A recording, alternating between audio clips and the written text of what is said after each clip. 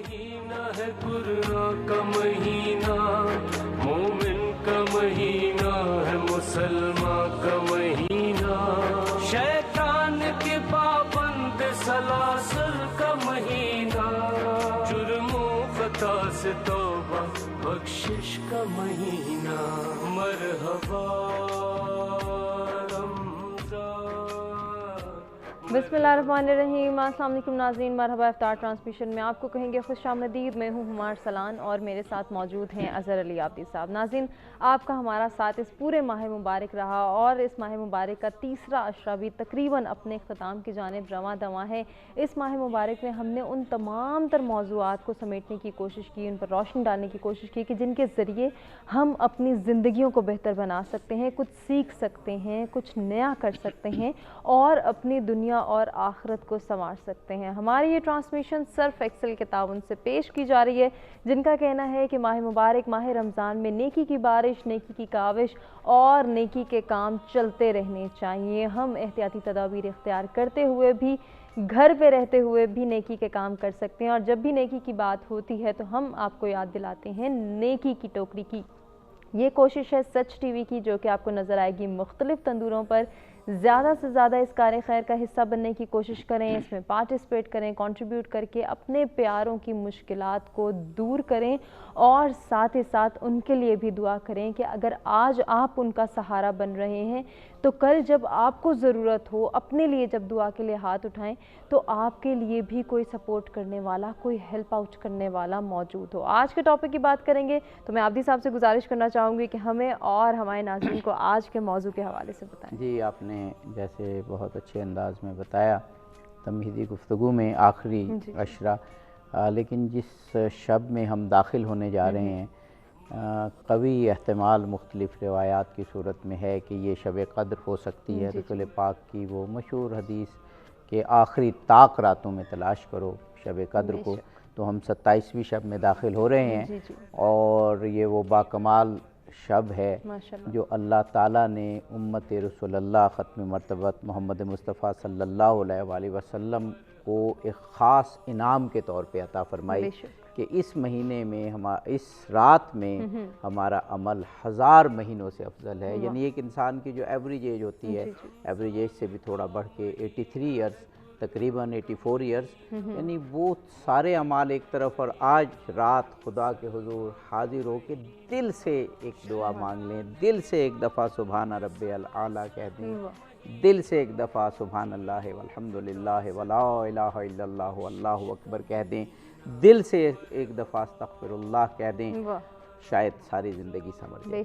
आज की रात तकदीर साज रात भी है, अगले साल तक की तमाम तकदीरें आज रात रकम हो जाती हैं। तो क्या ही खुशा नसीब हैं वो लोग कि जब तकदीरें बन रही होंगी, जो उम्रें तकसीम हो रही होंगी और जब रिस्क तकसीम हो रहा होगा तो हम सजदा रेज़ होंगे। एक बात तो ये, दूसरी बात ये कि हमारा जो नज़रिया कायनात है, जो नज़रिया हयात है, वो ये है कि इस कायनात का खालिक एक खुदा है, एक अल्लाह है जो एब्सोल्यूट पावर है, मुतलक ताकत कुदरत उसके पास है। इस दुनिया में कोई काम उसकी रज़ा के बगैर नहीं होता, बल्कि वो करता है। तो आज की शब हुसूल पाकिस्तान भी है, ये इत्तफाक नहीं है, हम इत्तफाक के कायल नहीं हैं। जो काम होता है अल्लाह की रज़ा से होता है। जो पाकिस्तान शब क़द्र को खुदावंद कुद्दूस ने दिया, तो ये उम्मत मुस्लिमा पर और ख़ास तौर पर इस खित्ते के लोगों पर एक बहुत बड़ा इनाम था। वो इनाम क्या था, कैसे उसकी कद्र करनी चाहिए, आज की शब की कैसे कद्र करनी चाहिए, ये हम इंशाअल्लाह अगर आप इजाज़त दें तो मेहमानों की जानिब जनाब मौलाना हैदर अलवी साहब के बिला चंदा तारुफ की ज़रूरत नहीं, हमेशा हमारे साथ होते हैं। माह रमज़ान में हमारी टीम का एक बेहतरीन हिस्सा है। हमारे साथ डॉक्टर रियाज़ अहमद साहब मौजूद हैं, हमारी खुशनसीबी के ये हमारे साथ हैं। वो नस्ल अब आहिस्ता आहिस्ता ख़त्म हो रही है जिसने हिजरत की सोबतें झेली और जिसने पाकिस्तान बनते देखा। डॉक्टर साहब और चंद और शख्सियात हैं, मैं हमेशा इनको हम अपनी दुआओं में और सच टीवी याद रखता है। खुदा इन्हें तूले उम्र दे और हम इनसे इस्तेफादा करते रहें। ये 40 से ज़्यादा किताबों के मुसन्निफ़ हैं, कायदे आज़म और तहरीक पाकिस्तान और मुस्लिम लीग पर, और हर किताब अथॉरिटी है। हर किताब इस वक्त सोर्स है वो तहरीक पाकिस्तान के मुतालिक मालूमात लेने की। तो डॉक्टर साहब एक अथॉरिटी, एक रिकॉर्ड है हमारे पास। और आज तो क्या खुशनसीबी है, शब कद्र भी है, मौलाना साहब, डॉक्टर साहब जैसी शख्सियात, और एक मैं कहूँगा बहुत बड़ी शख्सियत हमारे दरमियान मौजूद हैं, जनाब अहमद अली हाकिम साहब। पूरी दुनिया आपके अशार और आपके हमद, आपकी नात और आपकी जो मनकबत है उससे इस वक्त गूंज रही है। और इस वक्त पाकिस्तान के सफ़े अव्वल के नात खानों में आप हैं। वाकईन खुश नसीबी है हमारी कि आप मौजूद हैं। तीनों शख्सियात का बेहद शुक्रिया अदा करते हैं। बहुत खूबसूरत बात आपने की। और हम जो है वो इस ट्रांसमिशन का बाकायदा आगाज़ करने के लिए अहमद अली हाकिम साहब से गुजारिश करेंगे कि वो हमदे सनाए रब्बे जलील पेश करें।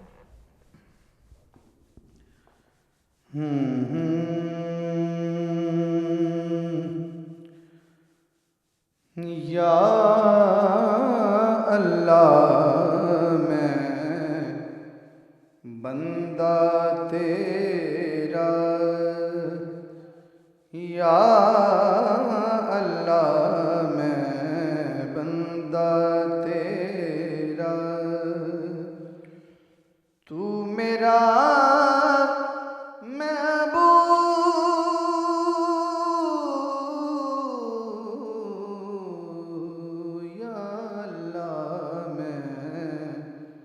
बंदा तेरा, तू मेरा महबूब,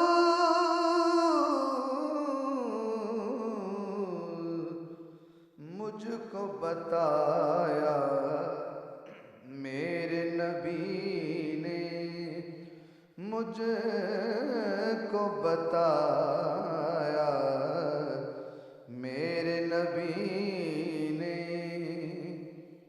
तू मेरा मसजूद,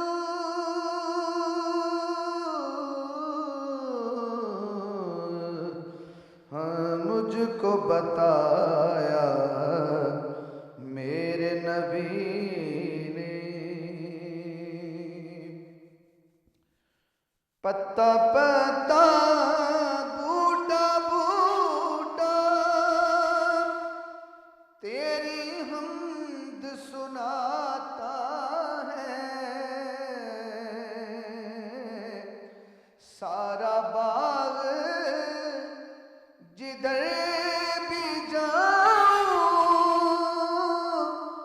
मुझको नजर ये आता है कि हर पत्ते में, हर डाली में, हर पत्ते में, हर डाली में तेरी जात मौजूद,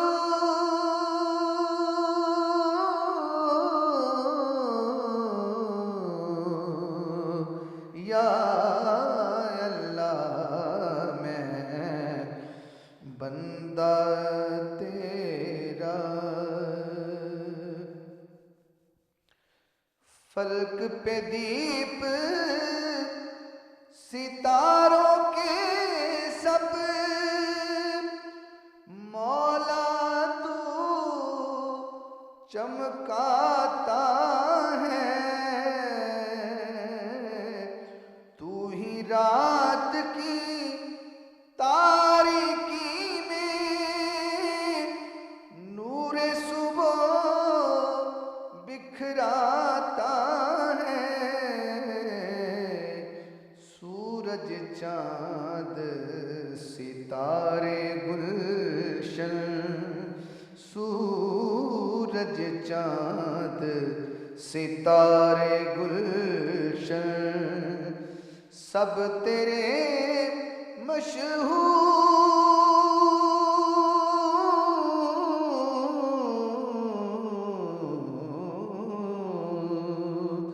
या अल्लाह मैं बंदा तेरा।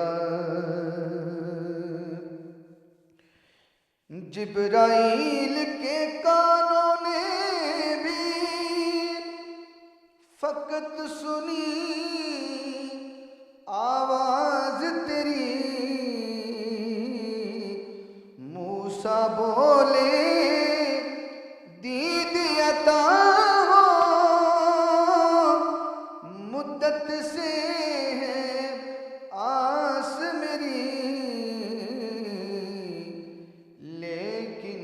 अहमद पाक ने देखा, लेकिन अहमद पाक ने देखा तेरा पाक वजूद।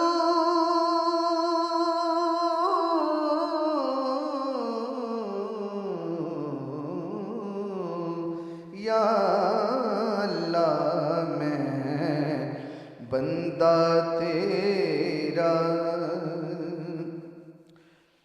हर एक मुल्क का मालिक है तू, अर्ज़ो समा भी तेरे हैं, पर्वत नदियाँ बादल रिमझिम सुबह मसा भी तेरे हैं। तू हाकिम है हर हाकिम का, तू हाकिम है हर हाकिम का, तू है ला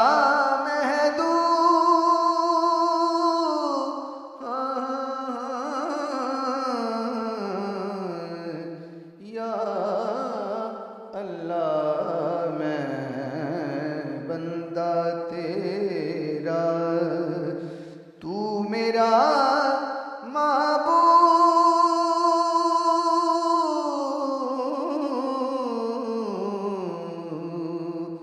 मुझको बताया मेरे नबी ने, तू मेरा मसजूद।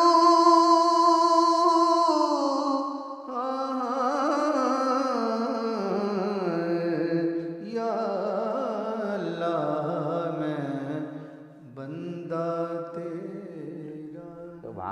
सुभान अल्लाह, सुभान अल्लाह। ये आपको हुमा पता है कि हमारे इधर नात खान हजरात मेदत खान जो आए तो उन्होंने जो हमद पढ़ी और बहुत सी नातें तो वो इन्हीं की थी जो हमारे दीगर नात खान और यहाँ नहीं बाकी चैनल्स पर भी आजकल इनकी हमद नात मनकबत बहुत सारे नात खान और हमारे यहाँ तो बहुत दफ़ा पढ़ेगी। तो ये मेरे ख्याल है बड़ी खुशकिस्मती के ये ख़ुद हमारा हमने ख़ुद इनसे ये हम सुनी और माशाल्लाह बहुत खूबसूरत हम थी, बहुत खूबसूरत हम थी। गुफ्तगू की जानिब बढ़ते हैं। जनाब मौलाना हैदर अलवी साहब क़िबला, शब क़द्र इससे बड़ी शब और इनसे ज़्यादा कीमती साआतें और ऐसा वक्त रब्बे कायनात ने और किसी को अता नहीं किया।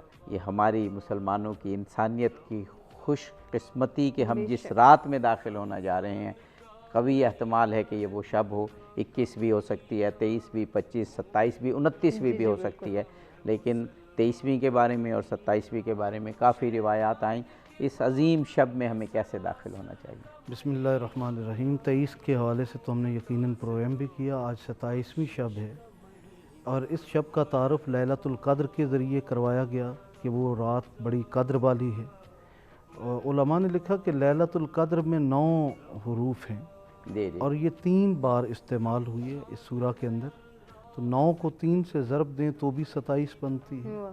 वैसे हमारे यहाँ जिस इलाके में हम बसते हैं, यहाँ सूफिया ने कसरत से जिस रात में लैलतुल क़द्र की अलामात पाई हैं वो 27वीं शब है। सही। लेकिन इससे ये कतन मुराद नहीं है कि हम बाकी रातों के अंदर शब बेदारी छोड़ दें। एहतमाल ज़रूर है कि 21 भी हो सकती है, 23 भी, 25 भी, 29 भी, 27 भी और एक एहतमाल ये भी होता है जो मुताहरी ने इस्तेमाल किया कि हर साल बदल सकती है। किसी साल 21वीं हो, किसी साल 23वीं हो, ये भी है। लेकिन चूँकि कसरत से इस 27 को पाया गया, 23 और 27 दोनों, इसलिए फिर सूफिया ने इस रात को जिक्र किया। और हमारे यहाँ 27वीं शब का कसरत से शब बेदारी भी होती है।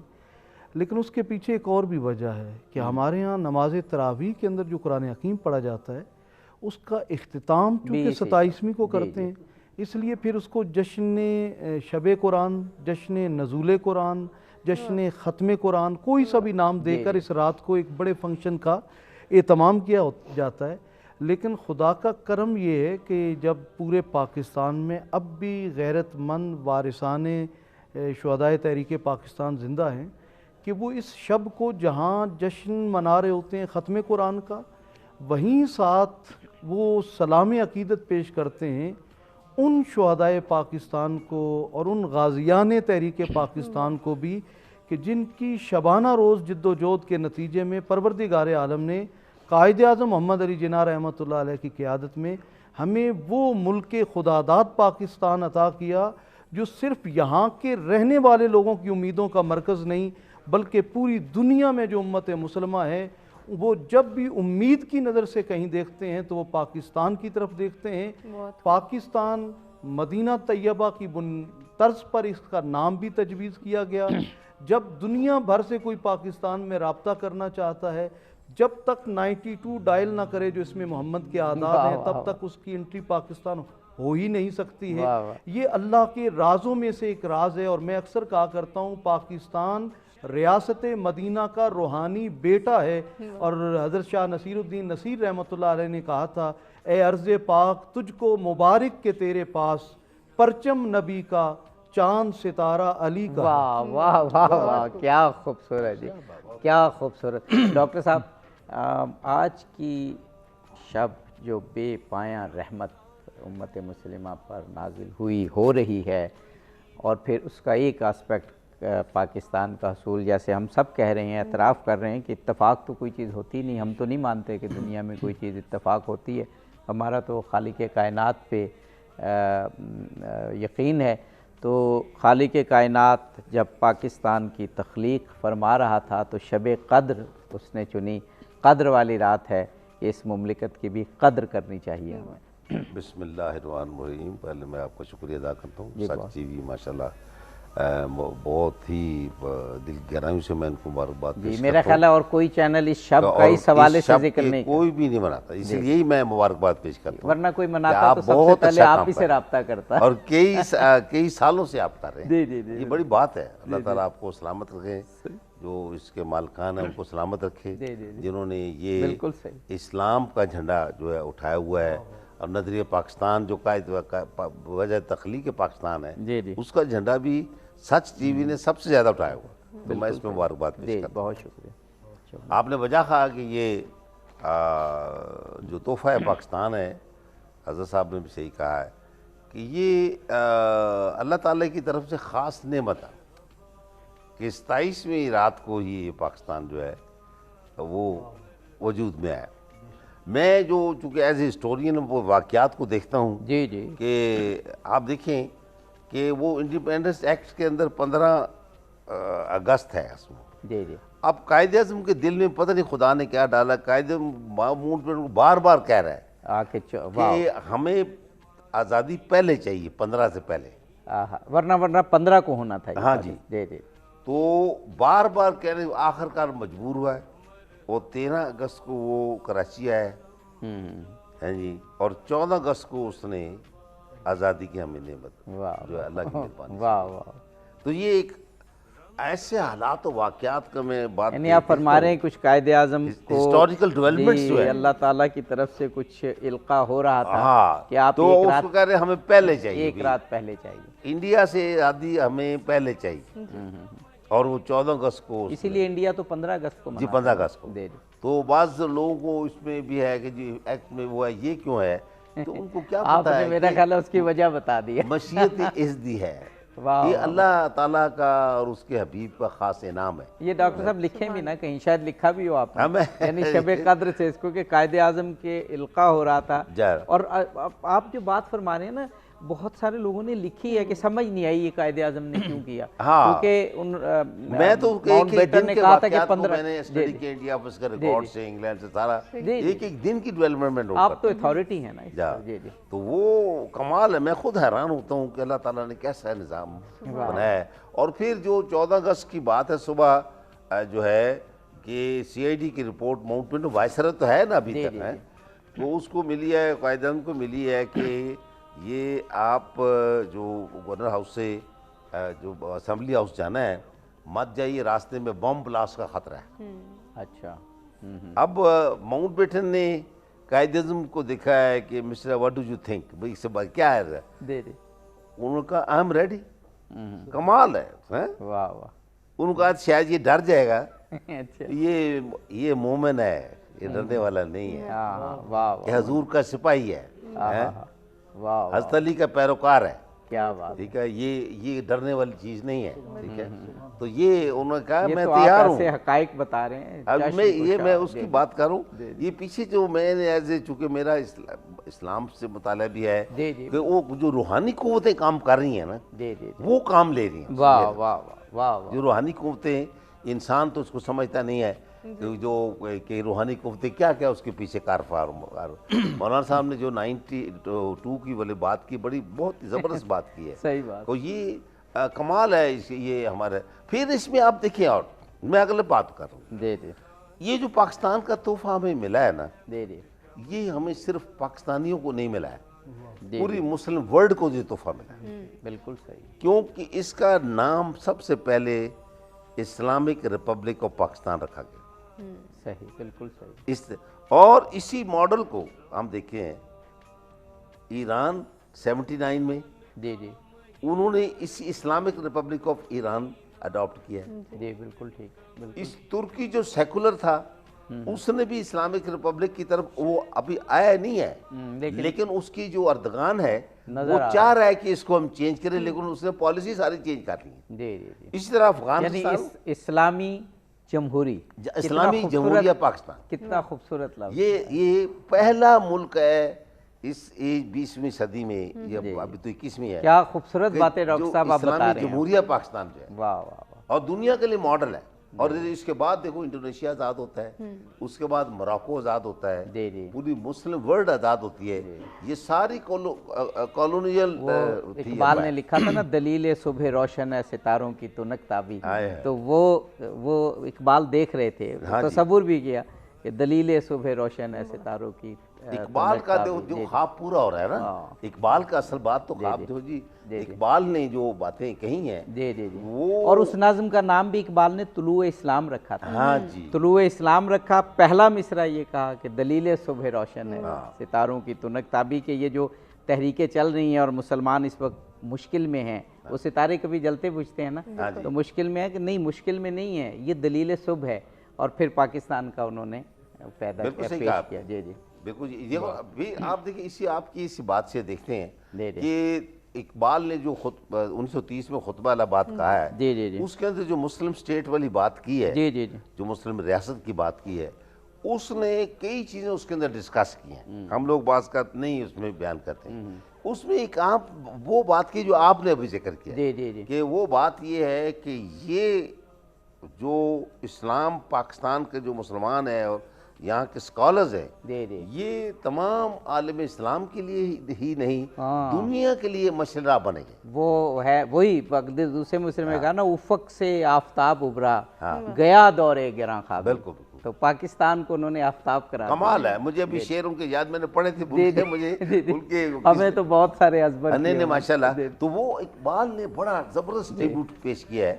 और यही जो इस्लाम पे, और फिर एक और बात है कि हमें थोड़ा सा इसको मैं चेंज नहीं कहूँगा कि इस्लाम जो के हवाले से हमें एडजस्टमेंट टू न्यू रियलिटीज। जी जी जी, हजूर सल्लल्लाहु की एक हदीस है कि हर 100 साल के बाद जो है दौर बदलता है। जी जी जी, और अल्लाह ताला ने ऐसा निज़ाम बनाया है, हर 100 साल बाद आलम इस्लाम में मुजद्दद पैदा हो, एक नहीं कई पैदा होंगे, और वो वक्त के तकाज़ों के मुताबिक जो है वो आप देखें, ये जो आप फरमा रहे हैं, ये हज़रत अली अलैहिस्सलाम की बाकायदा एक रिवायत है। बिल्कुल, उन्होंने कहा जो अपनी अगली नस्ल है उसको तरबियत अगले तकाज़ों के मुताबिक दो, और ये भी कहा उन्होंने कि वो तुम्हारे दौर के लिए नहीं है, उन्हें अपनी उस पर तरबियत ना दो। तो ये बिल्कुल, ये देखो आप देखें, ये जो खिलाफत राशिदा वाली बात आ रही है, जी जी जी, चौथे खलीफा हैं, लोग तो इनको आखिरी कहते हैं, मैं आखिरी नहीं कहता हूँ,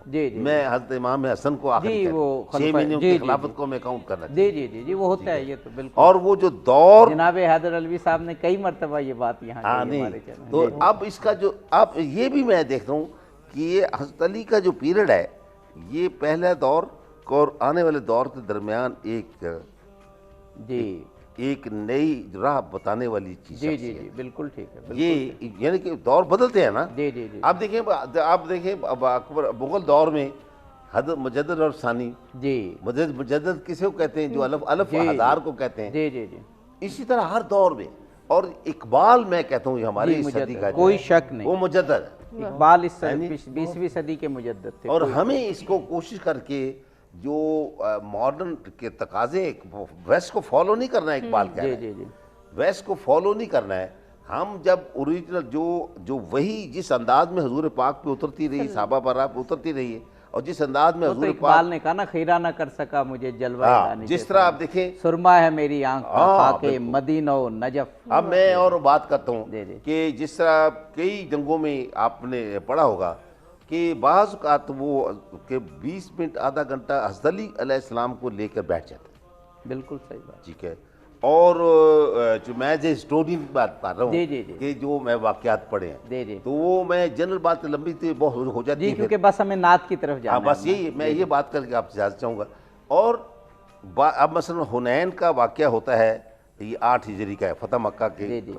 कुछ 1 महीने के बाद है। उस हुनैन से ताइफ जाते हैं, मुहासरा हो रहा है, हुआ है।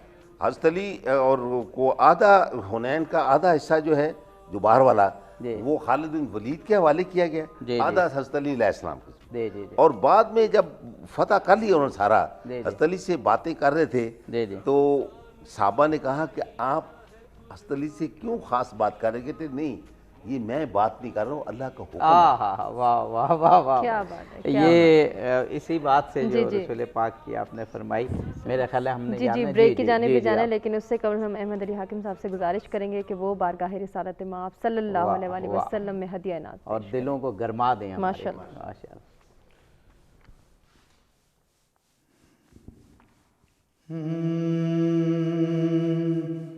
बड़े आए नबी लेकिन बड़े आए नबी लेकिन नबी ऐसा नहीं आया।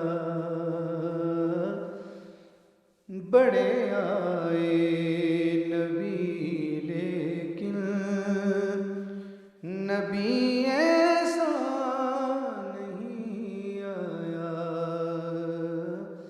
ये जैसा आज आया है कभी ऐसा नहीं आया। ये जैसा आज आया है।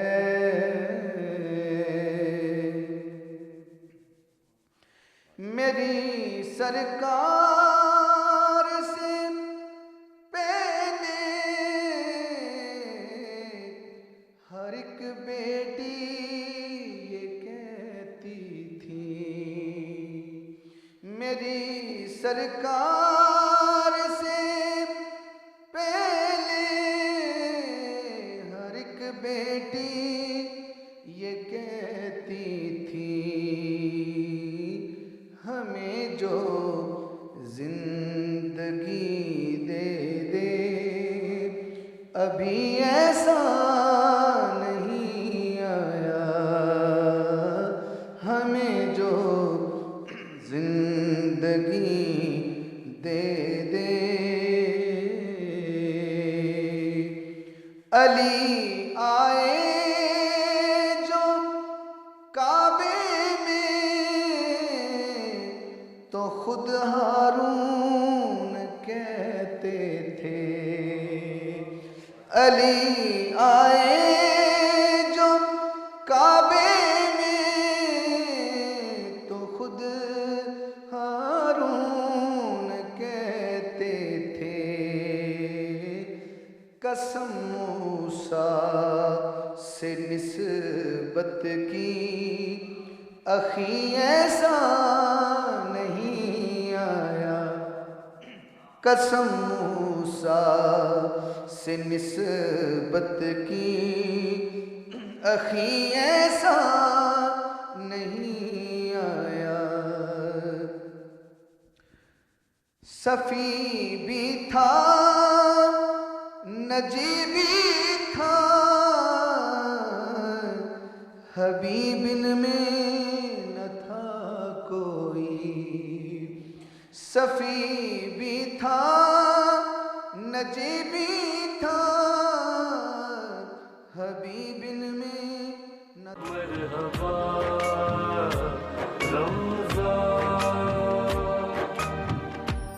रमजान है रहमान की रहमत का महीना, रमजान है कुरान के उतरने का महीना। मरहबा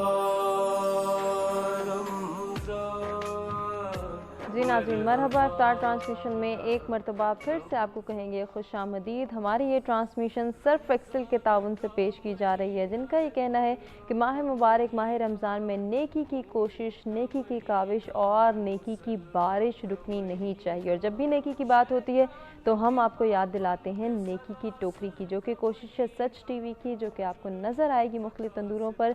ज़्यादा से ज़्यादा इसमें पार्टिसिपेट करें, इसमें कंट्रीब्यूट करें और अपने प्यारे बहन भाइयों की मुश्किलात को दूर करने, उनका सहारा बनने, उनको हेल्प आउट करने की कोशिश करें। और ये नेकी का सिलसिला, ये नेकी की कोशिश, ये नेकी की काविश चलते रहनी चाहिए। एक नज़र डालेंगे पाकिस्तान के मुख्तलिफ शहरों में फ़िका हनफिया और फ़िका जाफरिया के मुताबिक आज इफ्तार की टाइमिंग्स पर। मोहब्बत का महीना, ये है दुआ के हर सो अमनो अमा रहे, हर मोमिन मसलक ज़ेरे अमा रहे। मरहबा मरहबा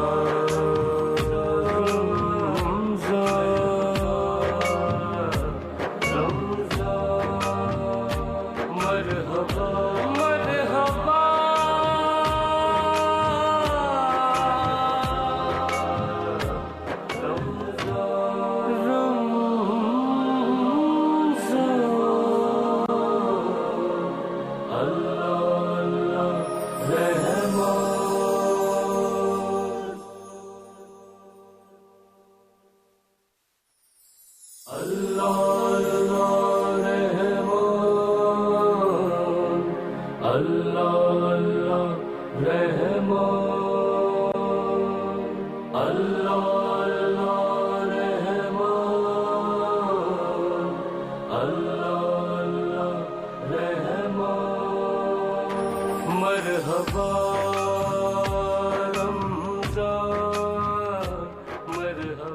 पाकिस्तान के मुख्तलिफ शहरों में फ़िका हनफिया और फ़िका जाफरिया के मुताबिक आज इफ्तार की टाइमिंग्स पर आपने नज़र डाली। और अब वक्त हुआ है हमारे सेगमेंट सेहत और रमज़ान का, जहां पर एंकर पर्सन खुरम गर्देजी हमें बताएंगे कि रमज़ान मुबारक में हम अपनी सेहत का ख्याल कैसे रख सकते हैं।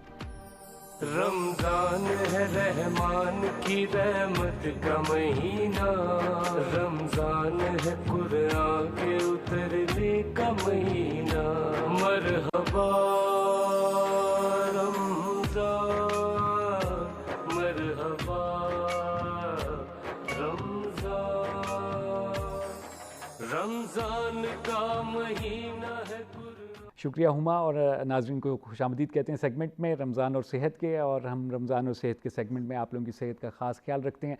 और लगातार हम लोग बात कर रहे हैं कोरोना वायरस के सिलसिले में, क्योंकि ज़ाहिर बात है आप लोगों को इल्म है इस चीज़ का कि ये केसेस जो हैं वो आहिस्ता आहिस्ता बढ़ते जा रहे हैं पाकिस्तान में। और साथ साथ रोज़ों के बारे में भी हम लोग बात कर रहे हैं कि कैसे आप रूटीन रखें, कैसे आप अपनी डाइटरी हैबिट रखें ताकि रोज़े जो हैं वो अच्छे गुजरें, सही गुजरें और आपकी सेहत भी बनती रहे। डॉक्टर फरहान अली हमारे साथ यहाँ पर लाइन पे मौजूद हैं। डॉक्टर साहब मेडिकल स्पेशलिस्ट हैं, कैपिटल हॉस्पिटल इस्लामाबाद में अपनी खिदमत अंजाम दे रहे हैं। डॉक्टर साहब से हमने टाइम लिया है ताकि हम लोग बात कर सकें और जान सकें कि अभी कोरोना वायरस को लेके पाकिस्तान में, इस्लामाबाद में क्या सिचुएशन चल रही है और फ्यूचर हम किस तरह देख रहे हैं। चलते हैं डॉक्टर साहब की तरफ गुफ्तगू का आगाज़ करते हैं। सलाम अर्ज़ करता हूँ डॉक्टर साहब के में। जी वालेकुम सलाम। डॉक्टर साहब थैंक यू वेरी मच, आपने टाइम निकाला हमारे प्रोग्राम के लिए। डॉक्टर साहब बताइएगा कि क्या कंडीशन चल रही है कोरोना वायरस को लेके। केसेस जो हैं रोज़ ब रोज़ बढ़ते जा रहे हैं। अगर ख़ास तौर पर इस्लामाबाद की अगर हम बात करें तो इस्लामाबाद में आहिस्ता आहिस्ता करके मुख्तलिफ जो एरियाज़ हैं उनको लॉकडाउन किया जा रहा है। तो लग ऐसे रहा है कि सिचुएशन जो है वो कंट्रोल से आहिस्ता आहिस्ता बाहर आ रही है। जी, with passage of time cases तो इंक्रीज हो रहे हैं। अभी भी देखें 18,000 से ज्यादा केसेस हो गए। अच्छा। एक्चुअली प्रॉब्लम ये है कि स्टार्ट में टेस्टिंग फैसिलिटीज का इशू था, जिस वजह से इतने ज्यादा टेस्ट नहीं हो रहे थे। यूं टेस्ट होते जा रहे हैं तो चीजें जिनसे क्लियर होती जा रही हैं। सही है। दूसरी अहम चीज ये है कि सबसे जो अच्छी चीज ये है इसमें, तो उस लिहाज से मोटेलिटी नहीं है। अगर आप इंटरनेशनली देखें तो जितने केसेस यहाँ पे 18,000 से इंटरनेशनल हुए थे, तो उसके साथ बहुत ज्यादा मोटेलिटीज होना शुरू हो गई। सही। लोग रिकवर भी हो रहे हैं इसके साथ। सही। तो एक अच्छा ये साइन है अच्छा। कि केसेस ज्यादा हो तो रहे हैं, डायग्नोज तो हो रहे हैं, क्योंकि ये अंडर 9 तो चल रहे थे केसेस, लेकिन वो उस वक्त टेस्ट नहीं हुए थे। अब ज्यादा टेस्ट होना शुरू हो गए तो पता चलता जा रहा है। इसका फायदा सबसे ज्यादा ये हो रहा है कि स्प्रेड को हम रोक सकते हैं। सपोज अगर एक सेक्टर में केसेस निकल आती हैं जी, तो उसकी ट्रांसमिशन हम रोक सकते हैं, उसको सील कर सकते हैं कि दूसरे वो सेक्टर में ना जाए, दूसरे एरिया में ट्रांसफर ना हो। तो एक बहुत अच्छी बात इस लिहाज से है कि जितने ज्यादा हम टेस्ट करें उतनी ज्यादा हमें लोगों का पता चलना शुरू हो जाता है और ट्रीटमेंट हम दे सकते हैं उस लिहाज से।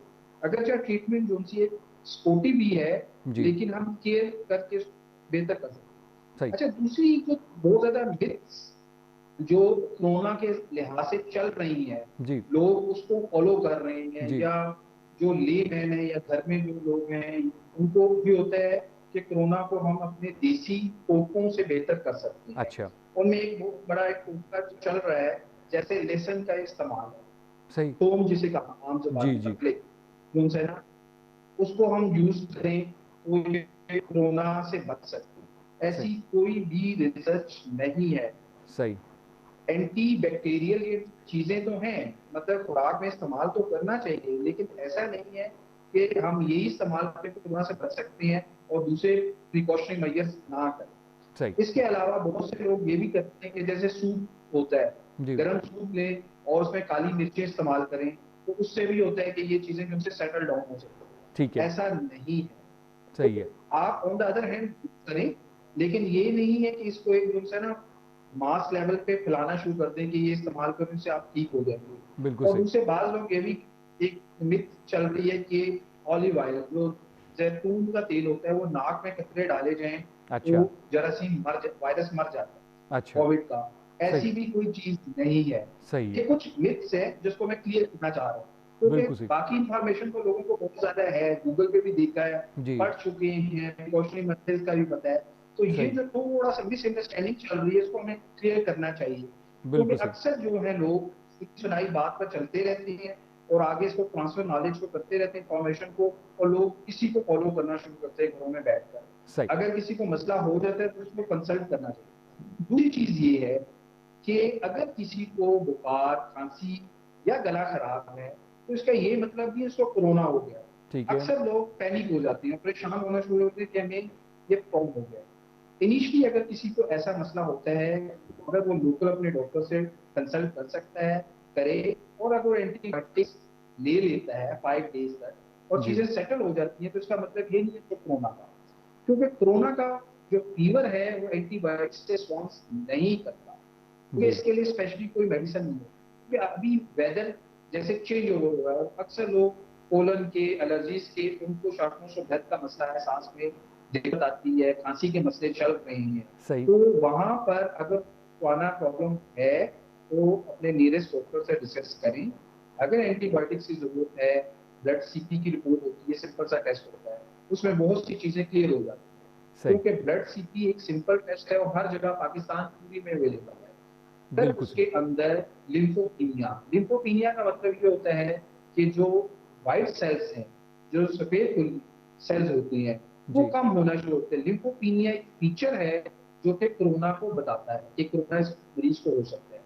दूसरा जो उनसे होता है प्लेटलेट्स काउंट भी कम हो जाती है कोरोना के साथ। सही। उसके अलावा जितनी भी वायरल इन्फेक्शन है उसमें खुलिए और प्लेटलेट्स, ये दोनों चीजें कम हो जाती हैं।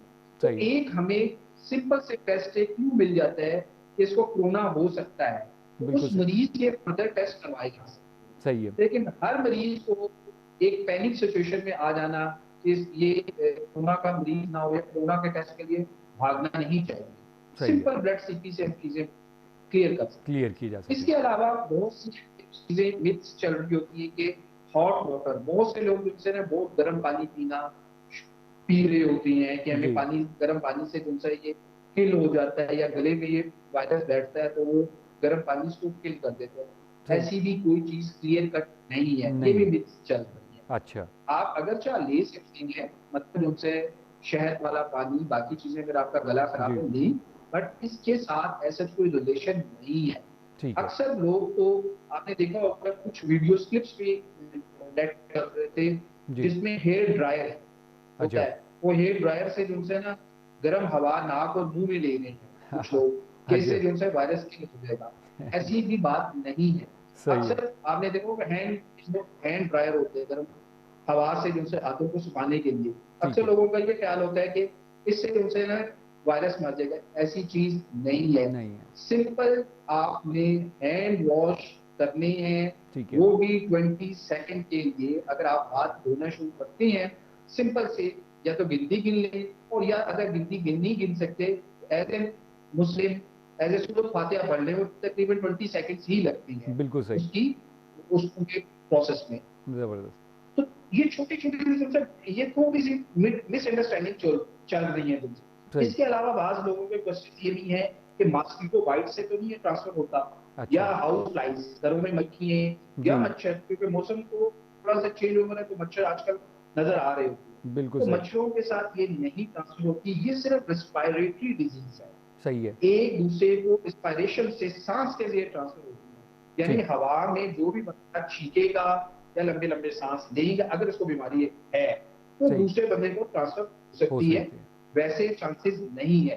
खून के साथ इसका कोई ताल्लुक नहीं है, स्किन के टच के साथ कोई ताल्लुक नहीं है। ऐसा होता है कि आपके स्किन से स्किन की ट्रांसमिशन नहीं है, लेकिन हैंड टू हैंड हो सकता है, क्योंकि हाथ मुख्तलिफ सरफेसेस पे लगती हैं, तो हाथ से दूसरे हाथ को टच करने के साथ हो सकता है।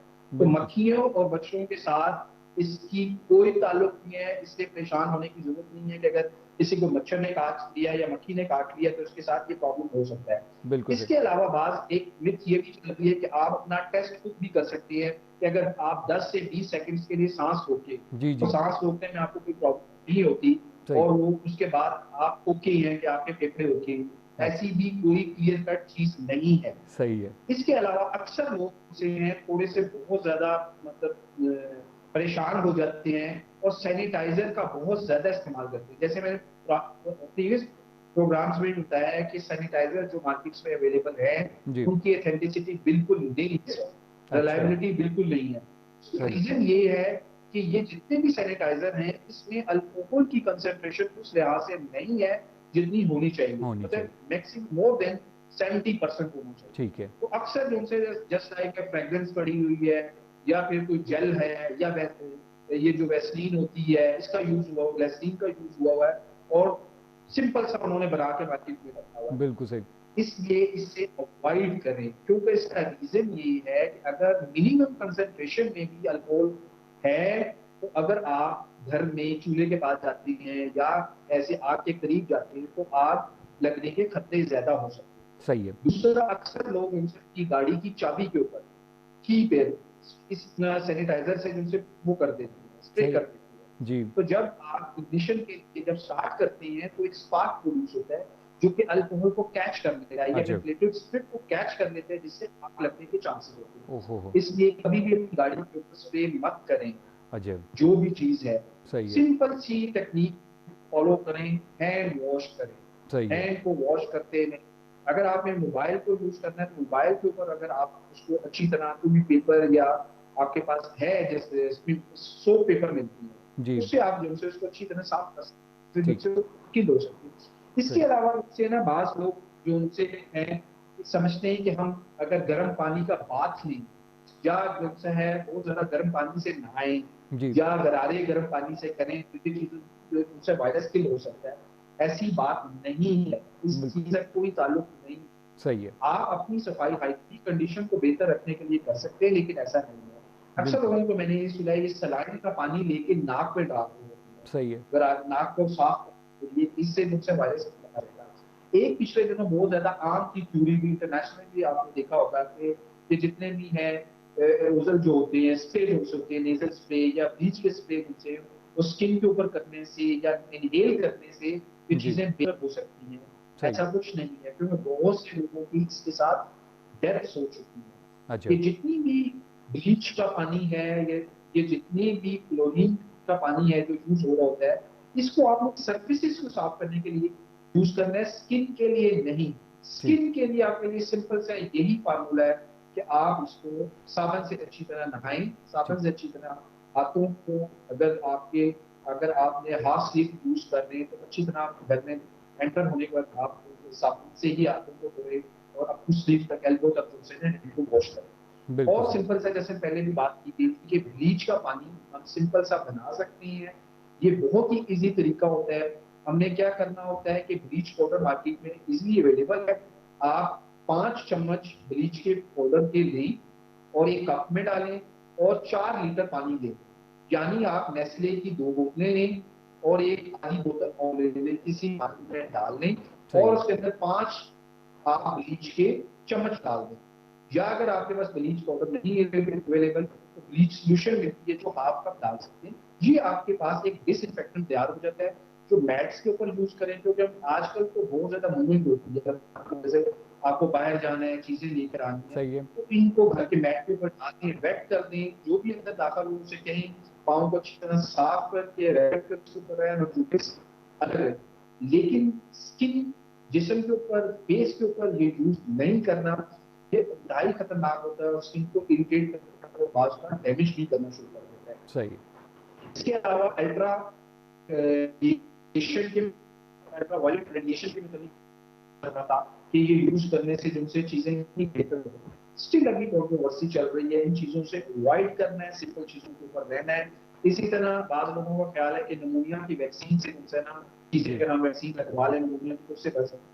ये वायरस बिल्कुल डिफरेंट है, नोवल वायरस, इसीलिए से कहा गया कि इसका पहले ह्यूमन बॉडी का एक्सपोजर नहीं है और जैसे जैसे एक्सपीरियंस बढ़ता है तो इम्यूनिटी होती जाएगी, मतलब लोगों में तो एंटीबॉडीज बनना शुरू हो। तो बेसिकली रमजान मुबारक में मैसेज देने का मकसद यही है कि हम ऐसी इंफॉर्मेशन को ट्रांसफर ना करें जिनकी कोई वर्थ नहीं है या ऑथेंटिसिटी नहीं है। सिंपल सी चीजों को फॉलो करें। अगर हमने बाहर जाना है तो हम जो से मास्क लगाकर जाएं, वापस आए तो हैंड्स को अच्छी तरह वॉश करें, जूतों को ब्लीच वाला स्प्रे कर लें। बस इन छोटी छोटी चीजों का ख्याल रखें तो चीजें बेहतर हो सकती हैं। सही। डॉक्टर साहब बहुत शुक्रिया अदा करता हूँ आपका, बड़े अहम नुकात की तरफ आपने इशारा किया। मेरे ख्याल में जितनी भी कन्फ्यूजन्स और जितनी भी मिथ्स और जितनी भी अफवाहें जो हैं फैली हुई थी कोरोना वायरस को लेके, उस पर आपने उनको एड्रेस कर लिया, जो कि बहुत ज़रूरी था, क्योंकि हम कभी कभार फ़ायदा करते करते अपना नुकसान कर बैठते हैं और ये बड़ा ज़रूरी था कि हम इन तमाम चीज़ों पे इनको एड्रेस कर लें और एक ऑथेंटिक इन्फॉर्मेशन लोगों तक पहुंचा दें। डॉक्टर साहब बहुत शुक्रिया, आपने हमें प्रोग्राम में ज्वाइन किया। Thank you very much. जी नाज़रीन, आप लोग गुफ्तगू से डॉक्टर फरहान अली की, डॉक्टर मेडिकल स्पेशलिस्ट हैं, कैपिटल हॉस्पिटल इस्लामाबाद में अपनी खिदमत अंजाम दे रहे हैं। बड़ी अहम नुकात थे जो डॉक्टर साहब ने पूरे प्रोग्राम में डिस्कस किए। ये वो चीज़ें हैं जो कि बहुत से लोग बग़ैर सोचे समझे, बग़ैर रिसर्च किए, बग़ैर जाने शेयर कर देते हैं, अगलों को बता देते हैं और सोचते नहीं हैं कि यार ये जो इन्फॉर्मेशन हम फैला रहे हैं इसकी ऑथेंटिसिटी कितनी है, क्या ये कहीं ओरिजिनल इन्फॉर्मेशन है भी सही या नहीं, कहीं इसकी वजह से कोई नुकसान ना हो जाए किसी का। तो ये बड़ी एक ख़तरनाक चीज़ है, ख़ास तौर पे जब पेंडेमिक्स की कंडीशन होती हैं। ये इन्फॉर्मेशन और ये मिस इन्फॉर्मेशन ज़्यादा नुकसान करती हैं। तो हमें इन मिस इन्फॉर्मेशन से बचना है और जो डायरेक्शंस हमें गवर्नमेंट की तरफ से और ऑथेंटिक डॉक्टर्स की तरफ से मिल रही है उस पर अमल करना है। अपना ख्याल रखिएगा। यहाँ पर प्रोग्राम में लेंगे मुख्तसर वक्फा, फिर आपकी खिदमत में हाजिर होंगे।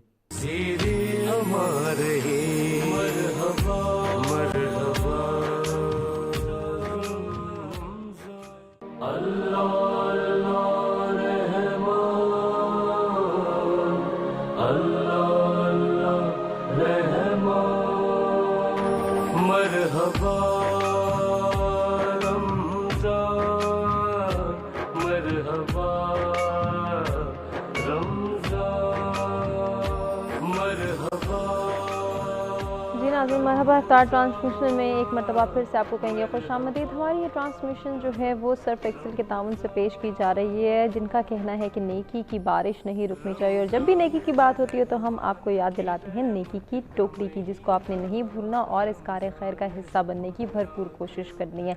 एक नज़र डाल लेते हैं पाकिस्तान के मुख्तलिफ शहरों में फ़िका हनफिया और फ़िका जाफरिया के मुताबिक आज इफ्तार की टाइमिंग्स पे। अल्लाह अल्लाह रहमान,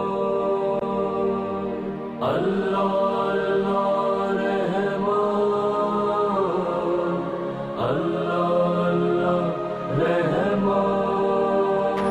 मरहबा रमज़ान, मरहबा रमज़ान, मरहबा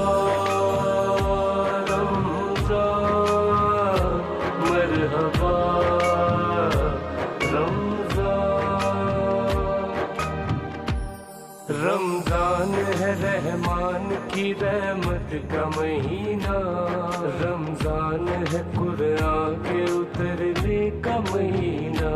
मरहबा रमज़ान, मरहबा रमज़ान।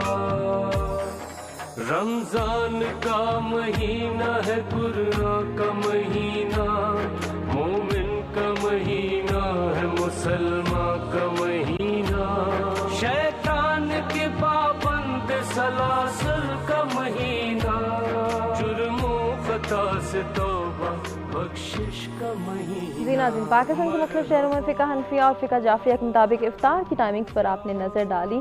खूबसूरत गुफ्तगू के सिलसिले को आगे बढ़ाने से कबल हम अहमद अली हाकिम साहब से गुजारिश करेंगे कि वो बारगाह रिसालत इमाम सल्लल्लाहु अलैहि वसल्लम में हदिया इनात पेश करें।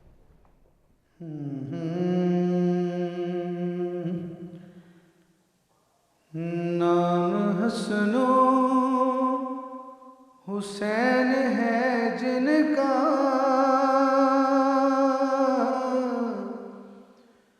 नाम हसनो हुसैन है जिनका, कितने नाना नबी से मिलते हैं।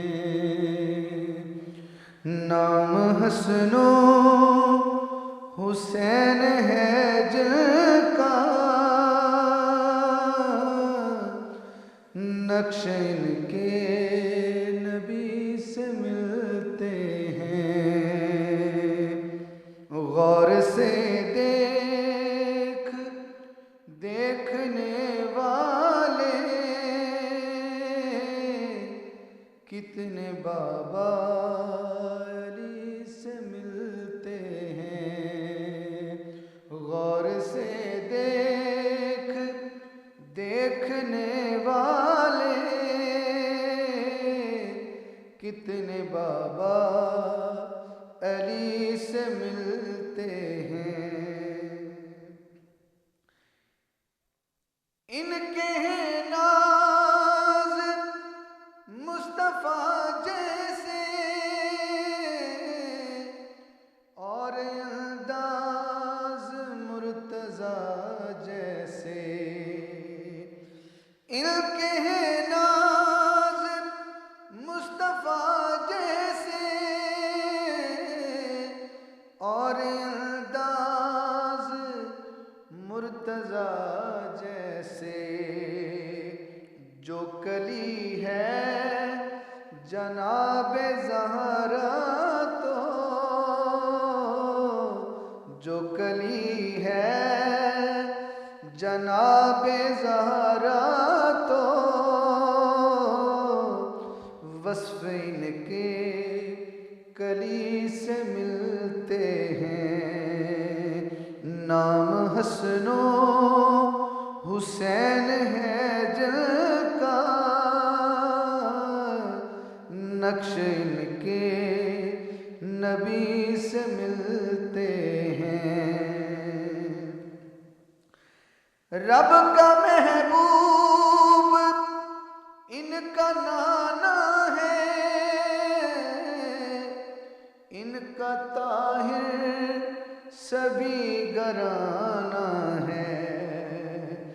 रब का महबूब इनका नाना है, इनका ताहिर सभी घराना है। ये खुदा के खुदा है इन सब का, ये खुदा के खुदा है इन सब का।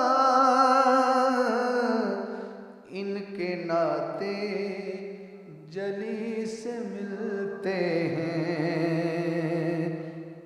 इनके नाते जली से मिलते हैं। दोनों भाइयों से मांग कर देखो, इनका देना भी एक नजर देखो। जैसे देता था इनका बाबा अली, जैसे देता था इनका बाबा अली, हूबहू उस तली से मिलते हैं। जैसे देता राज मख्फी थे इस तरह खोले, इनकी चौखट पे सब वली बोले। अपने किबले तो या नबी यो अली, अपने किबले तो या नबी यो अली। आपकी ही गली से मिलते हैं, इनके चर्चे हैं आसमानों में,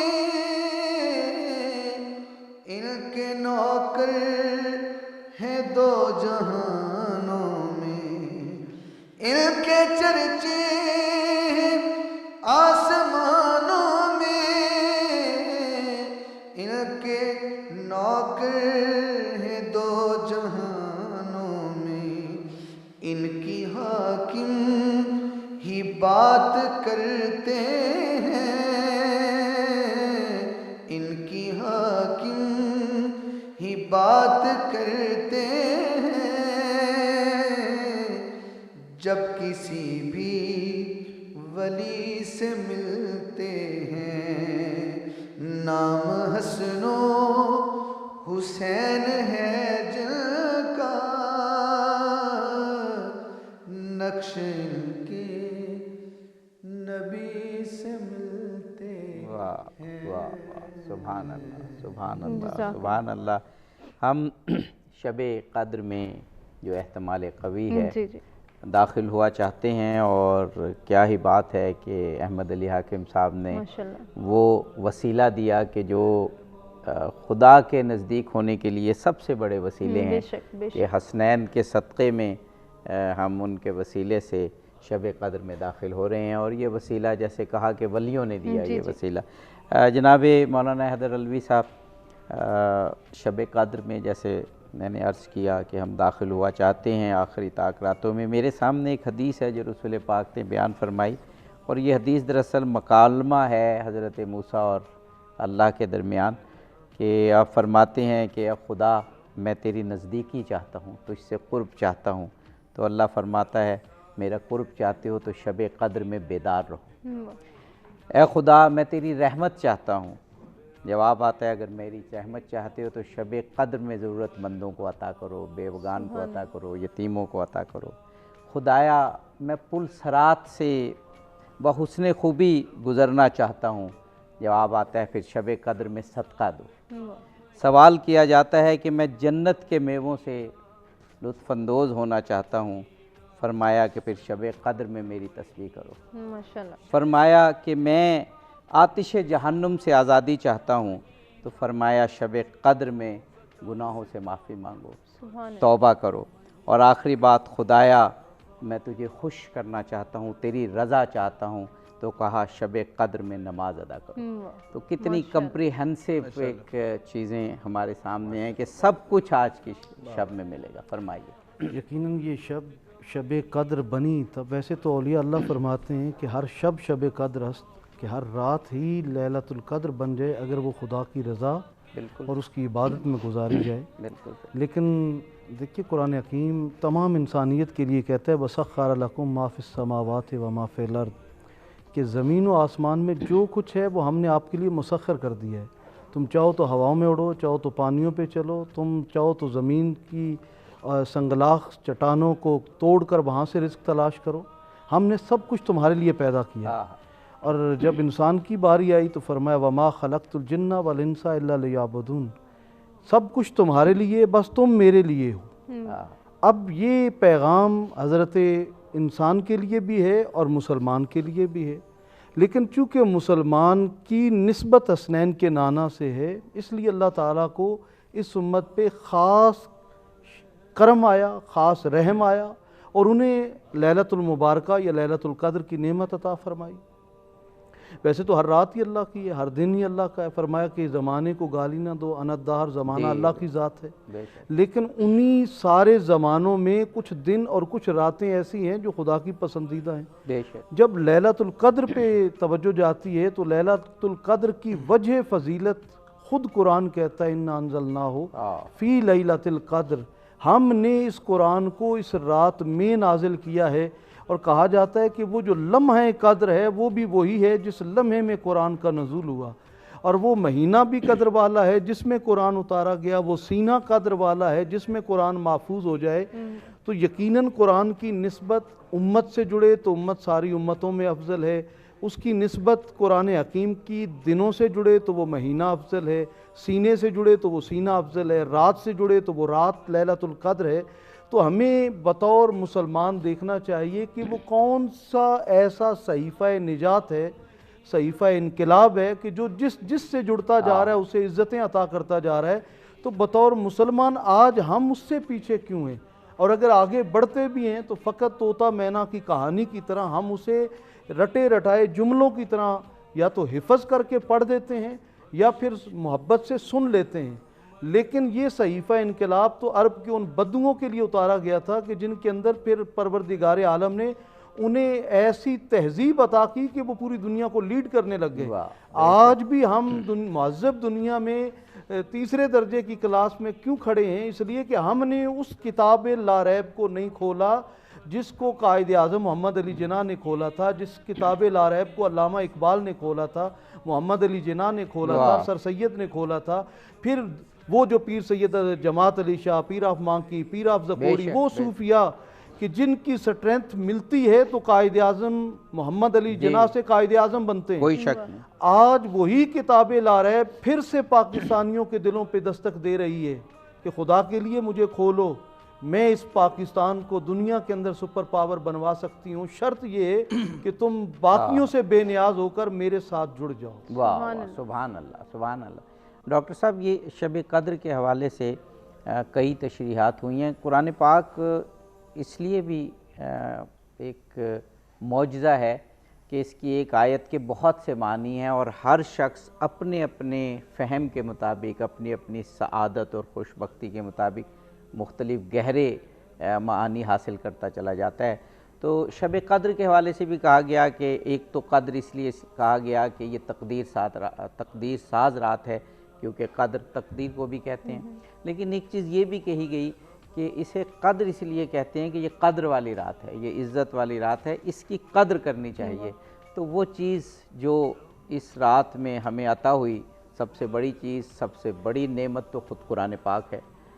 उसकी कद्र हो, उसको समझा जाए, उस पर अमल हो।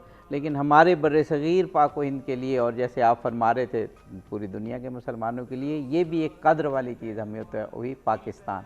तो शब कद्र में इसका मिलना इस बात का तकाजा करता है कि इसकी कद्र की जाए, और कद्र का मतलब ज़ाहिर है इसे समझा जाए, इसकी हिफाजत की जाए और ऐसे इस तरीके से इसके अंदर ज़िंदगी गुजारी जाए कि वाकई ये कद्र वाला बने। दे फरमाइए। सही कहा आपने मूसा अलैहिस्सलाम के हवाले से जिक्र किया, बड़ा अच्छा है। ये जो लैलतुल कदर है, आपको पता है सबको, 1,24,000 रवायत के मुताबिक 1,24,000 पैगम्बर आए, नबी आए, रसूल आए। हर नबी ने ख्वाहिश की है कि लैलतुल कदर उनको मिल जाए। वाह वाह वाह, जैसे ये हज़रत मूसा की रसूल खुदा की हदीस और है, फिर इसमें आगे भी आपने पढ़ा होगा कि मूसा अलैहिस्सलाम से फिर ख्वाहिश जाहिर की, जब अल्लाह ताला ने इतनी खूबियाँ आपने जो बयान की हैं कि इस रात में हैं, तो अल्लाह ताला मुझे उनकी उम्मत में ही पैदा कर देता है। हाँ वाकई, ये भी मूसा अलैहिस्सलाम ने इस ख्वाहिश का इज़हार किया था। तो ये आप देखिए, इतनी इस कदर की खूबियाँ तमाम पैगम्बरों को पता था, और अता आपके और मेरे आका नामदार हज़रत मोहम्मद मुस्तफ़ा सल्लल्लाहु अलैहि वसल्लम को दी है। और ये जो एक स्पेशल नाइट जिसको हम कहते हैं कि जो ख़ास अल्लाह ताला की रहमतें नाज़िल होती हैं, पहले आसमान पे अल्लाह ताला आ जाता है। और फिर हम देखें, जब पाकिस्तान के हवाले से हम देखते हैं कि पाकिस्तान को भी अता करने के लिए इस नाइट को सिलेक्ट किया गया, बिल्कुल सही, और कायदे आज़म को और उनके साथियों को इसका वसीला बनाया गया, बिल्कुल सही, ठीक है। और ये जो हज़रत साहब ने कहा, और ये इकराम हमारी, ये सरजमीन भी हमारी, और ये इकराम किया कोई शक। मेरे हिसाब से ये जो सरजमीन है पाकिस्तान, इंडो पाकिस्तान का, इसमें भी उसमें वो हैदर अलवी साहब ने इशारा भी किया था कि यहाँ के जो सब कॉन्टिनेंट के औलिया हैं वो ये 27वीं की शब ख़ास एहतमाम भी करते हैं। बहुत दुनिया में कहीं नहीं है, तो होता है इतना। और ये मैं वही बात कर रहा हूँ। और इसमें फिर हमारे दुरूद व सलाम की महफिलें जो इस रात में सजती हैं, मैं दुनिया के काफ़ी मुल्कों में देखता हूँ, कहीं भी ऐसी महफिलें नहीं है। आई एम सॉरी टू से, अरबी ममालिक में भी ऐसा नहीं होता है कि, अरे मेरे हिसाब से ये जो हजूर पाक की नात मदद रही और दुरूद व सलाम, ये मेरे हिसाब से कि इंसान जो है, जो इसको पढ़ता है या कौम पढ़ती है, उस पर हजूर पाक की रहमत का साया हो जाता है। बिल्कुल ठीक। ये जो मेरी नाक़िस अक़ल जो है, इसको मैं पता नहीं कोई इसको क्या लेता है कि जिस तरह हजूर पाक के लाइफ में उनके बदली साया करती रहती थी जहाँ जाते, और राहिब ने भी साया किसे लगाया है, ये नबी आखिर ज़मान 12 साल की उम्र में इस काफ़िले में आ रहा है, बिल्कुल उसी साया। तो वो मैं ये कह रहा हूँ कि अल्लाह ताला की रहमतें बेपाया हैं, लेकिन कायनात के लिए मेरी अपनी सोच है, कायनात की अगर वो रहमतें मिल जाए तो हम बर्दाश्त नहीं कर सकते। ये अल्लाह के नबी के साए की वजह से इतनी रहमतें मिली हैं जिसको हम ये आप जो आप बात फरमा रहे हैं ना, ये बड़ी एक जिसको कहें कि औलिया अल्लाह की इस्तलाह है जो आप फरमा रहे हैं कि अल्लाह ताला का जो फैज़ है, अल्लाह ताला इतनी अजीम और बड़ी ज़ात है कि उसका फैज़, उसकी तजल्ली बराह रास्त इस दुनिया में नहीं होती, बर्दाश्त ही नहीं हम कर सकते। वो रसूल पाक पर, पंजतन पाक पर होती है, रसूल पाक पर होती है। और वो जो फैज़ जब छलकता है तो उसका छलकना जो है, जैसे जब आप गिलास में पानी डालते हैं और गिलास का तो ज़र्फ़ है, उसमें पानी आ जाता है, लेकिन इर्द गिर्द जब वो छलकता है तो वो फिर पानी जाता है। तो ये उस तो मैं इसको इसके आज के हम जितना दुरूद व सलाम पढ़ते हैं और नाते पढ़ते हैं, अच्छा, हमारे ऊपर भी अल्लाह ताला की रहमत छलकेगी, बहुत ही खूबसूरत, बहुत ही साए ने हमें कोविड-19 से काफ़ी हद तक बचाया इंशाअल्लाह। तो मेरा ख्याल है अब इससे बेहतर मौका नहीं होगा। डॉक्टर साहब ने तो फ़ज़ा बना दी है, बिल्कुल ऐसा ही है। हमने ब्रेक के जाने भी बढ़ने हुए, इफ्तार के वक्फे से पहले हम जो है अहमद अली हाकिम साहब से गुजारिश करेंगे कि वो बेहतरीन सा कलाम पेश करें। माशाअल्लाह।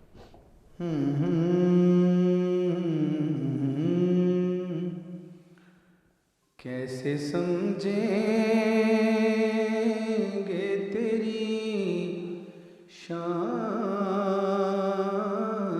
ज़माने वाले, कैसे समझेंगे तेरी शान ज़माने वाले, खुद मिटेंगे वो तेरा नाम मिटाने वाले, खुद मिटेंगे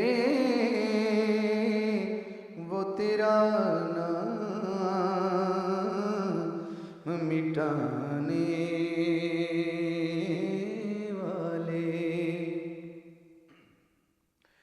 क्या जरूरत है कि हम चांद का जलवा देखें,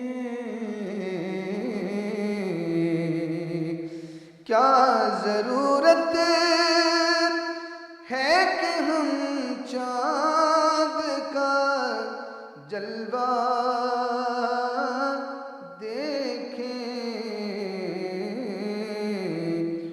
ठहरो ठहरो के हैं वो जुल्फ हटाने वाले, कैसे समझेंगे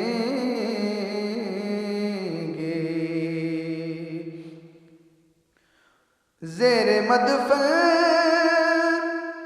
भी तेरी पाया है सकून, ज़ेरे मदफन भी तेरी दीद से पाया है सकून, तेरा एहसान है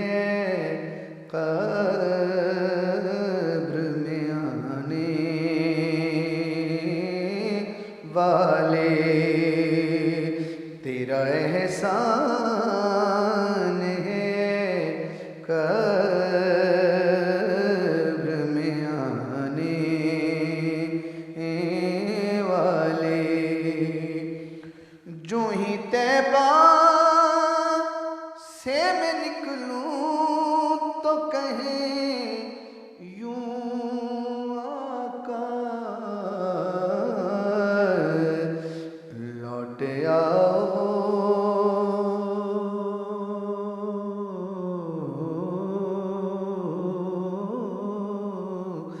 लौट आओ ए मेरे शहर से जाने। मरहबा रमज़ान, मरहबा रमज़ान, मरहबा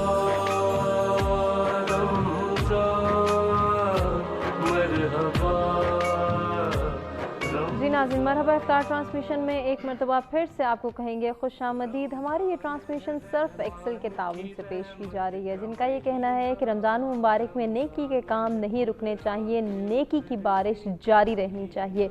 और जब भी नेकी की बात होती है तो हम आपको याद दिलाते हैं नेकी की टोकरी की। ये कोशिश है सच टीवी की, जो कि आपको नज़र आएगी मुख्तलिफ तंदूरों पर। ज़्यादा से ज़्यादा इस कार्य खैर का हिस्सा बनने की कोशिश करें, इसमें कंट्रीब्यूट करें, इसमें पार्टिसिपेट करें और अपने प्यारे बहन भाइयों की मुश्किलात को दूर करने में, उनको हेल्प आउट करने में, उनको सपोर्ट करने में आगे आएँ। तो जी, नेकी की टोकरी का जिक्र हो रहा है। ये नेकी की टोकरी आपको नज़र आएगी मुख्तलिफ तंदूरों पर। इस कार्य खैर का हिस्सा बन के अपने बहन भाइयों की मुश्किलात को दूर करने की भरपूर कोशिश करें। एक मरतबा फिर से हम ट्रांसमिशन के सिलसिले को आगे बढ़ाएंगे और अहमद अली हाकिम साहब से हम गुजारिश करेंगे कि वो एक कलाम पेश करें।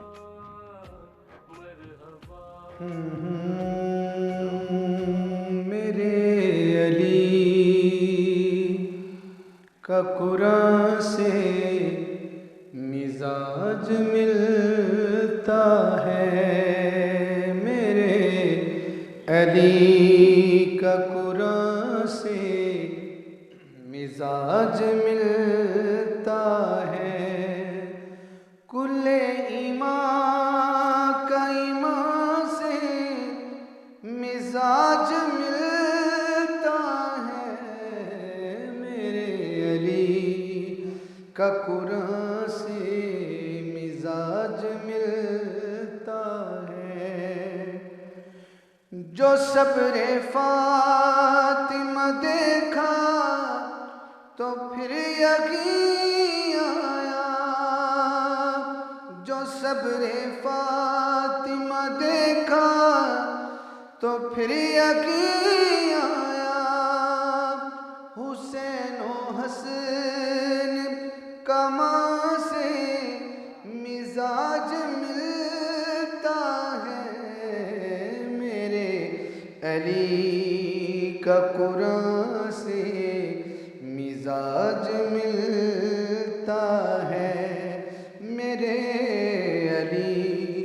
का कुरान से मिजाज मिलता है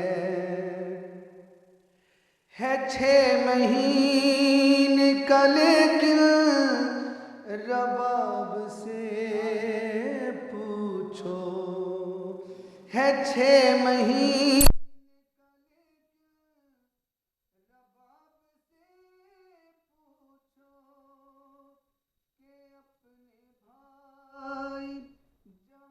हाँ हाँ आज मिलता है अली का कुरान से मिजाज जज़ाकल्लाह सुभान अल्लाह, खूबसूरत कलाम पेश किया। सुभान अल्लाह, माशाअल्लाह माशाअल्लाह। गुफ्तगू की जानिब जी जी बिल्कुल। जनाब मौलाना हैदर अलवी साहब से पूछेंगे, कुरान पाक शब कद्र का एक ख़ास ताल्लुक़ है और फिर पाकिस्तान भी जैसे हम जिक्र कर रहे हैं कि शब कद्र में वजूद में आया, तो ये एक ताल्लुक़ बन रहा है शब कद्र, कुरान और फिर पाकिस्तान। देखिए मौला हुसैन फरमाते हैं हुब्बुल वतन मिनल ईमान, कि वतन की मोहब्बत ईमान में से है। यकीनन ये पाकिस्तान मोहम्मद, अली और फ़ातिमा जना का फैज़ान है। ये अल्लाह के राज़ों में से एक राज़ है। डॉक्टर इशफाक ने कहा था कि पाकिस्तान हज़रत सालेह अलैहिस्सलाम की ऊँटनी की मानद है। जो इसकी वो तकलीफ़ देगा, नुकसान पहुँचाने की कोशिश करेगा, वो दुनिया भर में ख़ुद रुसवा होगा।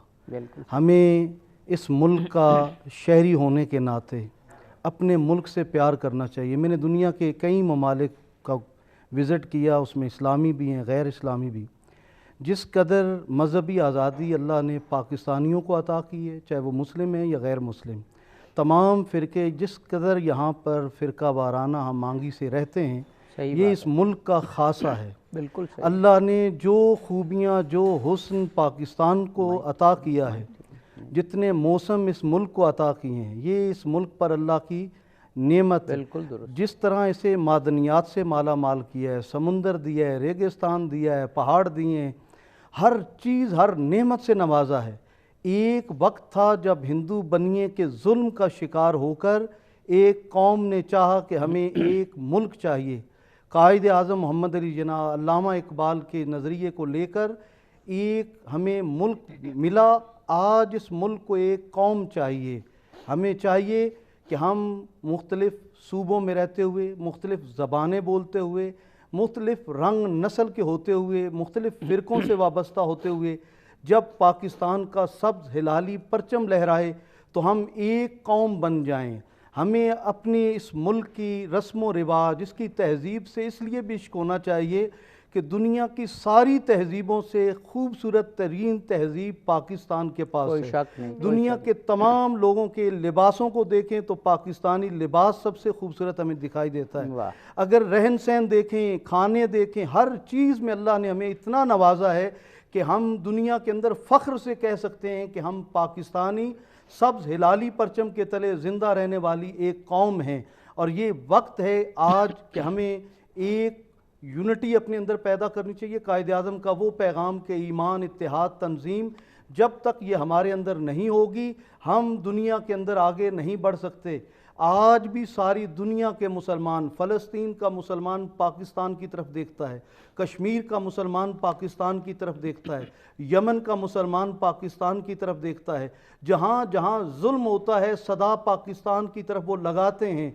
आज पाकिस्तान को भी ये फ़ैसला करना है, पाकिस्तानी कौम को, कि हमने लश्कर इमाम मेहदी का हिस्सा बनना है, हमने ग़ज़वा हिंद लड़ना है, हमने कश्मीरियों को आज़ादी दिलवानी है, हमने हिंदुस्तान के उन मज़लूम मुसलमानों की भी मदद करनी है जिन पर इबादत के दरवाज़े बंद हैं, जिन पर रिज़्क़ के दरवाज़े बंद हैं, जिन पर हिंदुस्तान के अंदर मईशत के दरवाज़े बंद हैं।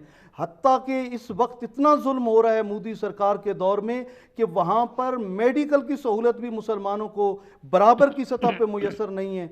ऐसे में कायद आज़म मोहम्मद अली जना के इस पाकिस्तान पर हमें और फ़ख्र होता है कि अल्लाह ने हमें आज़ादी की वो नेमत अता फरमाई है कि जिसमें हम इबादत आज़ादी से कर सकते हैं। आज 27वीं शब लैलतुल क़द्र को हम पाते हुए जहाँ अपने लिए मांगें, जहाँ अपने ख़ानदान के लिए मांगें, वहाँ हम तहरीक पाकिस्तान के शुहदा को भी इसाले सवाब करें। और फिर कोरोना वायरस की मौजूदगी में ये नहीं कि हम फ़कत पाकिस्तान के लिए दुआ करें, जिस तरह हम पूरी दुनिया के मजलूमीन का दुख महसूस करते हैं, वैसे ही इस शब कद्र की मौजूदगी में हमें पूरी दुनिया के मुसलमानों के लिए और पूरी दुनिया के इंसानों के लिए खैर मांगनी अल्लाह ताला से, और इस मुल्क की बका के लिए जिद्दोजहद करनी है, और इसकी जो तरक्की है उसमें अपना किरदार अदा करना है। हर फर्द है मिल्लत के मुकद्दर का सितारा, और ऐ सुबह तू मेरे देश में आकर ही रहेगी, रोकेंगे तुझे शब के तलबगार कहाँ तक। वाह, सुभान अल्लाह, सुभान अल्लाह।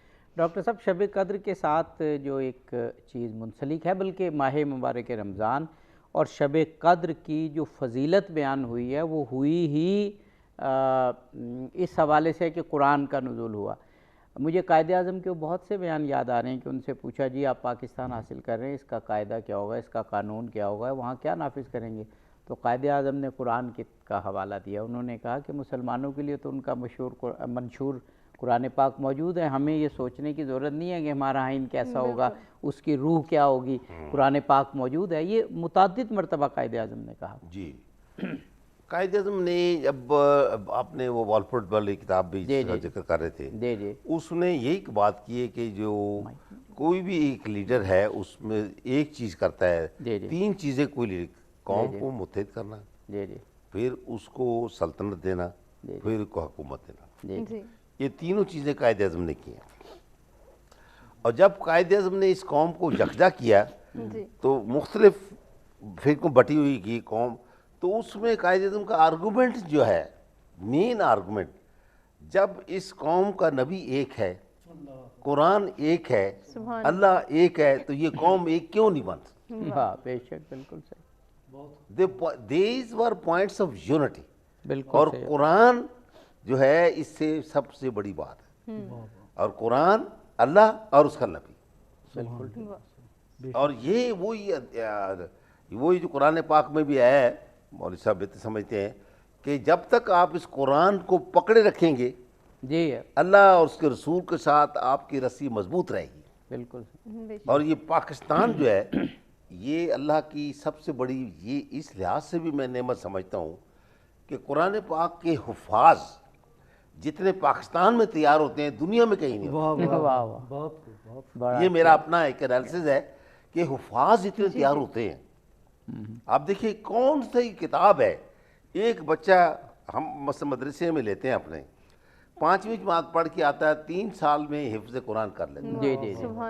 उसको हम मदरसे में उसको सर्टिफिकेट देते हैं, वो 8वीं में जमात। मैं आपको इसकी एक मुस्तनद मिसाल देता हूँ। मेरी फील्ड है ये पढ़ाना और OA लेवल्स पढ़ाना, कि जो बच्चे 5वीं या 6ठी 7वीं जमात में हिफ्ज़ के लिए जाते हैं, तो वो अगर O लेवल या प्री O लेवल में होते हैं, उनकी मेमोरी इतनी शार्प हो जाती है कि वो 1 क्लास 2 क्लास आगे हो जाते हैं।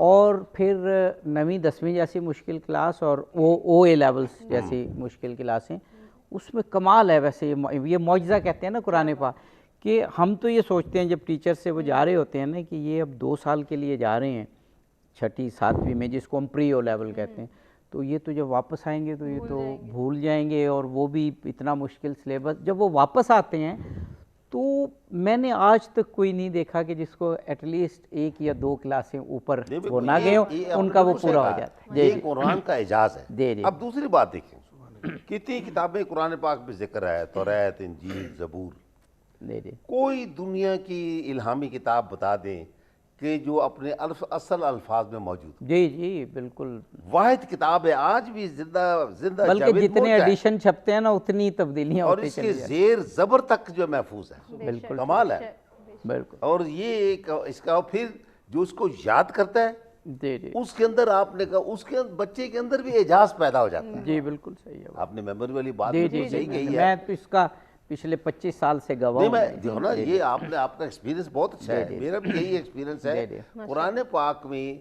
अच्छा, हमारे इस्लामिक हिस्ट्री में भी आप देखें, जो ये जो बड़े बड़े साइंसदान पैदा हुए हैं ना, ये मैं इनका भी बायोग्राफी पढ़ता रहा, इब्न सीना है, इब्न रुश्द है, इन्होंने कुरान से 10 साल की उम्र से पहले पहले कुरान पाक हिफ्ज़ कर जी, कोई शक नहीं। और उन्होंने लिखा है कि इन्होंने जो साइंस की दुनिया में इजाद किए हैं, बड़े बड़े साइंसदान का किसी का नाम ले दे सबसे पहले हाफ़िज़ कुरान था।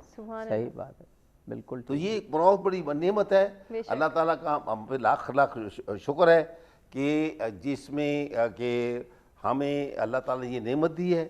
और रियासत मदीना वाली बात वो बिल्कुल सही है, अल्लाह ताला हमें इसको तौफीक दे, हम इसके रियासत मदीना के असूलों के मुताबिक जो है डॉक्टर साहब हमारा वक्त ख़त्म हुआ। चाहते हैं आज की नशिस्त में मेहमानों को शुक्रिया, कोई थोड़ी सी शायद दरमियान में वो हुआ तो हम दोबारा जाना चाहेंगे। जी, बिल्कुल बिल्कुल, हमने इजाज़त भी सबसे जो है नाज़रीन से लेनी है और मेहमानों का शुक्रिया भी अदा करना है।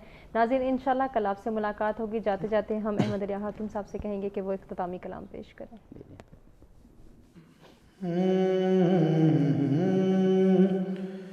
हुसैन से अदावतें न कर, इस तरह बगावतें न कर। हुसैन से अदावतें न कर, इस तरह बगावतें न कर। सीख ले कुरान हुसैन से, सीख ले कुरान हुसैन से,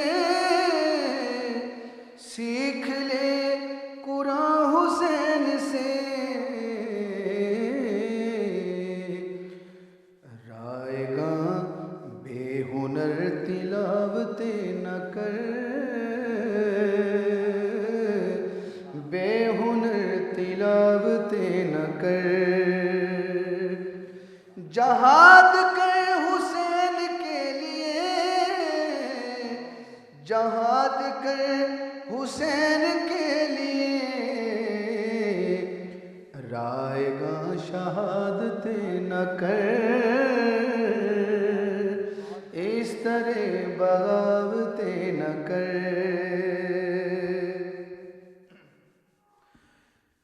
ठहर जा दरे हुसैन पर,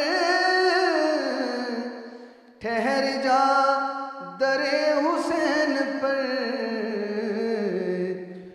दर बदर मुसाफतें न कर, इस तरह बगावतें न कर। हुसैन से अदावतें न कर। हाकिम हुसैन देख कर, हाकिम हुसैन देख कर। गैर की ज़ियारतें न कर, इस तरह बगावतें न कर। हुर को देख छोड़ दे यज़ीद,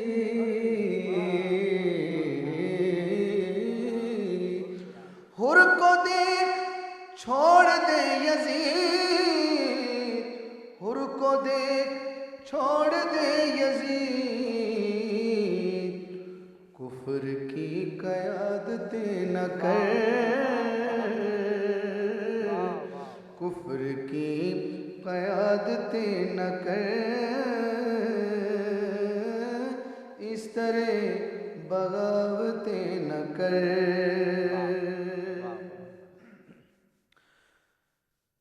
जहाद कर हुसैन के लिए, जहाद कर हुसैन के लिए। रायगा शहादतें न कर, इस तरह बगावतें न कर।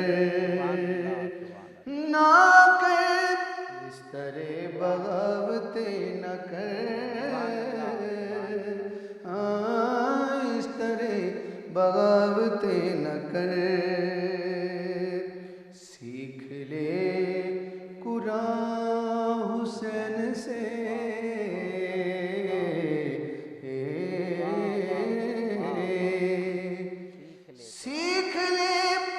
पूरा हुसैन से सीख ले, पूरा हुसैन से बेहुनर तिलावते न कर, इस तरह बगावते न कर।